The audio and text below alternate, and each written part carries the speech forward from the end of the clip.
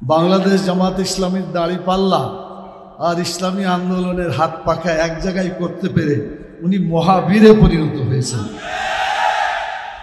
অবশ্য সামনের দিনে আরও বড় বড় সমাবেশ হবে, সেখানে হয়তোবা এর চাইতে আরও অনেক বেশি লোক আপনারা দেখবেন এবং বাংলাদেশে কোরআনের আইনের পক্ষে যে জোয়ার শুরু হয়েছে এটা ইনশাল্লাহ বিজয় লাভ করবে ইনশাআল্লাহ। সম্মানিত ভাইরা, 1947 সাল থেকে 24 বছর ধরে পাকিস্তান ইসলামের নামে অর্জিত হয়েছিল। আপনারা বলেন, ইসলামের নামে পাকিস্তান হওয়ার পরে সেই পাকিস্তানে কোরআনের আইন চালু হয়েছিল? যদি বলেন হয়েছিল, ইসলামী আইন তারা চালু করে নাই, বরং ইসলামের সাথে গাদ্দারি করার কারণে সে দেশটি টিকে থাকতে পারে। 1971 থেকে 2024 54 বছর যে আন্দোলন, 54 বছর যে দৃশ্য আমরা দেখেছি, তারা অনেক কথা বলেছে, কিন্তু দেখা গেছে তারা ইসলামের বিরুদ্ধে অবস্থান নিয়েছে। ইসলামের একাত্ম যা ছিল তাও বিতাড়িত করেছে। একটু আগেই শুনেছেন, আল্লাহর প্রতি আস্থা, সকল কাজের জন্য আল্লাহর প্রতি ঈমান এবং আস্থা যেটা সংবিধানে ছিল, বিগত স্বৈরাচার সরকার, ফ্যাসিস্ট সরকার সেটাও বিদায় করে দিয়েছে। কথা ঠিক কিনা বলে? পরিষ্কার করে বলতে চাই, আল্লাহ আমাদেরকে সৃষ্টি করেছেন, আল্লাহ আমাদেরকে আইন দিয়েছেন, সেই আইন হচ্ছে আল্লাহর দেওয়া বিধান আল কোরআন। যতদিন পর্যন্ত আল কোরআনের আইন আমরা আমাদের ব্যক্তি, পরিবার, সমাজ এবং রাষ্ট্র জীবনে বাস্তবায়িত করতে না পারবো, ততদিন আমাদের জীবন থেকে অশান্তি, দুঃখ যাবে না। আমাদের কপাল পুড়ছে এবং পুড়তেই থাকবে। আমি জিজ্ঞাসা করতে চাই, আগামী নির্বাচনে আল কোরআনকে জাতীয় সংসদে দিতে হবে, রাজি আছেন? কোন ব্যক্তি সংসদে গেল, XYZ কে গেল বড় কথা নয়, কোরআনকে জাতীয় সংসদে দিতে হবে। যদি কোরআন জাতীয় সংসদে যায়, মানুষের কপালে যে আগুন জ্বলছে, এই দাও দাও করে আগুন নিভিয়ে যাবে, মানুষ শান্তিতে বসবাস করবে। আপনারা কি এটা বিশ্বাস করেন? যে কথাটা দিয়ে শেষ করতে চায়, বাংলাদেশ জামাত ইসলামী আমির ডাক্তার শফিকুর রহমান সাহেব আর আজকের ইসলামী আন্দোলনের আজকের এই মহাসমাজ সম্মানিত সভাপতি, ওনারা দুজন পাশাপাশি একসাথে বক্তব্য রেখে আজকের এই ঐতিহাসিক যে মহাসমাবেশ, এটাকে সার্থক করেছে এই দুজন ব্যক্তিত্ব পাশাপাশি দাঁড়িয়ে আলোচনা করার ফলে। আমরা বিশ্বাস করি আরো যত দল আছে সবাইকে একইভাবে আমরা যদি গোটা বাংলাদেশে কোরআন আছে যেখানে, আমরা থাকবো সেখানে, ইসলাম আছে যেখানে, আমরা থাকবো সেখানে, আল কোরআনের আলো ঘরে ঘরে জ্বালো। আমি শুধু আল কোরআনের আলো ঘরে ঘরে জ্বালো এতটুকু বললেই হবে না। আল কোরআনের আলো ঘরে ঘরে জ্বাললে আপনার বাড়িতে আমার বাড়িতে জ্বললো, কিন্তু বাংলাদেশের টেকনাফ থেকে তেঁতুলিয়া পর্যন্ত কোরআনের আলো জ্বলবে?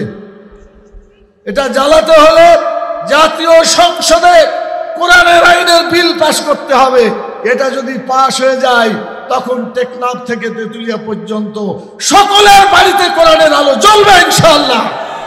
এই আলোকে কেউ নিভাতে পারবে না। আল্লাহ তাআলা তার নূরকে বিজয়ী করতে চেয়েছেন। আল্লাহু মুতিম্মু নূরিহি ওয়ালাউ কারিহাল কাফিরুন। আল্লাহ তাআলা তার নূরকে বিজয়ী করবেন।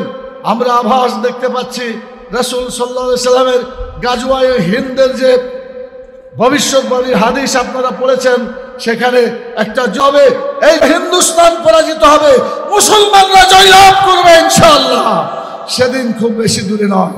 আর একটা ভবিষ্যৎবাণী তিনি করেছেন, এই ইহুদিরা এমন ভাবে পরাজিত হবে, তারা পালাবে, পালাইতে পালাইতে তারা লুকানোর জায়গা খুঁজবে, লুকানোর জায়গা খুঁজে পাবে না।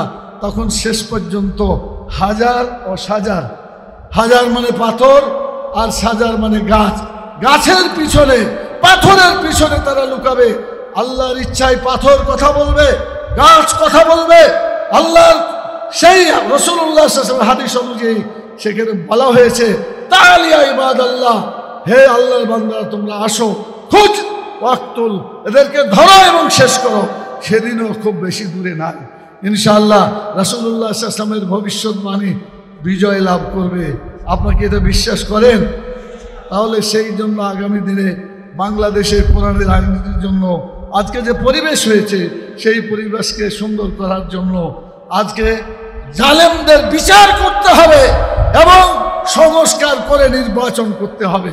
যদি সংস্কার আর বিচার না হয়, আগের মতো নির্বাচন হয়, এই নির্বাচন জনগণ গ্রহণ করবে না ইনশাআল্লাহ। পিআর সিস্টেমের যে কথা সবাই বলেছেন, আমরাও বলছি, জনগণও বলছে। আগামী দিনে আমাদের একটাই স্লোগান, সেটা হচ্ছে এই সকল মতবাদ দেখা শেষ, এবার ইসলামের বাংলাদেশ। জোরে করে বলতে পারবেন? সকাল থেকে তো টায়ার্ড হয়ে গেছেন, গলায় শক্তি আসে, দেখায় দেন সব মতবাদ দেখা শেষ, আগামী ইসলামের বাংলাদেশ। আমরা সেই বাংলাদেশকে ইসলামী রাষ্ট্র বানাতে চাই। মুহাম্মদ রাসূলুল্লাহ সাল্লাল্লাহু আলাইহি সাল্লামের সেই পদ্ধতিতে তিনি যেভাবে চালিয়েছেন, আল্লাহ তাআলা আমাদের সবাইকে সীসা ঢালা প্রাচীরের মতো, কান্নাহুম বুনিয়ানুম মারসুস, সীসা ঢালা প্রাচীরের মতো ঐক্যবদ্ধ হয়ে আন্দোলনকে বিজয়ী করার তৌফিক আল্লাহ তাআলা দান করুন। বিভিন্ন রাজনৈতিক দল এসেছে, বিভিন্ন মার্কা এসেছে, বিদ্যমান একটি সিস্টেমে নির্বাচন হচ্ছে, প্রশাসন একটি বিদ্যমান সিস্টেমে নির্বাচন হচ্ছে, প্রশাসন চলছে, পুলিশ বাহিনী পরিচালিত হচ্ছে, সীমান্ত পরিচালিত হচ্ছে, রক্ষণাবেক্ষণ হয়েছে, হাসপাতালগুলো পরিচালিত হচ্ছে, খাদ্যদ্রব্য নিয়ন্ত্রণ হচ্ছে, সমস্ত কিছুতে আমরা দেখছি নৈরাজ্য, সমস্ত কিছুতে দেখছি আমরা চুরি, সমস্ত কিছু দেখছি প্রতারণার বাটপারে। যারা ক্ষমতায় গিয়েছেন, ক্ষমতায় যাওয়ার জন্য যারা সহযোগিতা করেছে, আমরা রাজনৈতিক যারা কায়েমি স্বার্থবাদ সন্ত্রাসীরা এই দেশ শাসন করেছে, আমরা দেখেছি তাদের জাতীয়তাবাদ, ধর্মনিরপেক্ষতা, সমাজতন্ত্রের যেই মিশ্রণ, একটি সংবিধান বাংলাদেশের জনগণের মুক্তি দিতে পারে নাই। এই দেশের লাখো কোটি তৌহিদি জনতার বোধ ও বিশ্বাসের তারা আমানত রক্ষা করতে পারে নাই, ক্ষুধার্তের মুখে অন্ন পৌঁছাইতে পারে নাই, চিকিৎসা ব্যবস্থা দিতে পারে নাই, ছাত্রদের হলগুলোকে সন্ত্রাসের কারখানায় পরিণত করেছে, কোন মেয়ের ইজ্জতের আবরুর আমানতদারি রক্ষা করতে পারে না। এই 53 বছরের শাসন ব্যবস্থায় প্রমাণিত হয়েছে বিদ্যমান নির্বাচনী ব্যবস্থায় আমাদের দেশে সুষ্ঠু নির্বাচন সম্ভব নয়। অতএব পিআর পদ্ধতিতে নির্বাচন দিতে হবে। প্রশাসন পরিচালনায় রাজনৈতিক ইয়াতে দেখা গিয়েছে ধর্মনিরপেক্ষতা, সমাজতন্ত্র এইগুলো আমাদেরকে মুক্তি দিতে পারে না। অতএব বাংলাদেশের তৌহিদি জনতার দেশ, মুসলমানের দেশ, হাফিজ হুজুর ফজলুল করিম সহ অনেক বড় বড় আউলিয়ায়ে কেরামের দেশ। এই দেশে একটি মাত্র শাসন চলবে, সেই শাসনের নাম ইসলামী শাসন। আমরা আহ্বান করব, আসুন সকল ইসলাম দেশপ্রেমিক জনতা একতাবদ্ধ হয়ে আগামী দিনে চরমনাই পীর সাহেবের নেতৃত্বে একটি ইসলামী শক্তির উত্থান হোক। বন্ধুগণ, আমরা কি করব? আজকের এই সমাবেশ থেকে গিয়ে পাড়া মহল্লায় দাওয়াতি কাজ করে ইসলাম শাসন প্রতিষ্ঠার জন্য সকল মানুষকে সংঘবদ্ধ করে আগামী দিনে হাত পাখা বিজয়ের জন্য, ইসলাম প্রতিষ্ঠার জন্য কাজ করব। সবাইকে ধন্যবাদ। আসসালামু আলাইকুম ওয়া রাহমাতুল্লাহ।